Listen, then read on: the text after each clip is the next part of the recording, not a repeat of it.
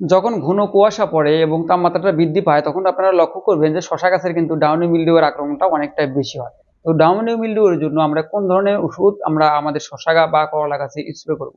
তো ডাউনি মিলডিউয়ের জন্য আমরা যে ওষুধটা স্প্রে করব সেটা হচ্ছে আপনার কপাল।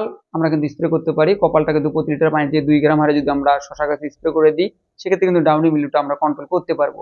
এছাড়া কিন্তু আপনারা যদি অ্যাফিক্স প্রতি লিটার পানিতে 1/2 মিলি এবং এর সাথে যদি আমরা বিন্দু প্রতি লিটার পানিতে 2 গ্রাম হারে যদি আমরা এই দুইটা ওষুধ একসাথে স্প্রে করে দিই, সেক্ষেত্রে কিন্তু দেখবেন যে এই ডাউনি মিলডিউটা অনেকাংশে কমানো যায়।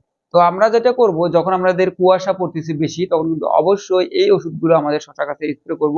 অথবা আরেকটা ওষুধ স্প্রে করতে পারি, সেটা হচ্ছে আমরা কুপ্রোক্সেট প্রতি লিটার পানিতে 1 মিলি এবং অ্যাফিক্স প্রতি লিটার পানিতে 1/2 মিলি হারে যদি আমরা স্প্রে করে দিই, তাহলে কিন্তু এই ডাউনি মিলডিউটা আমরা কন্ট্রোল করতে পারবো। তবে অবশ্যই আমাদেরকে লক্ষ্য রাখতে হবে, যখন কুয়াশা বেশি পড়বে এমন অবস্থায় কিন্তু এই সকল ওষুধগুলো স্প্রে করলে ফল পচা বা পাতা পচা থেকে আমরা আমাদের শশা গাছকে আমরা বাঁচাতে পারবো।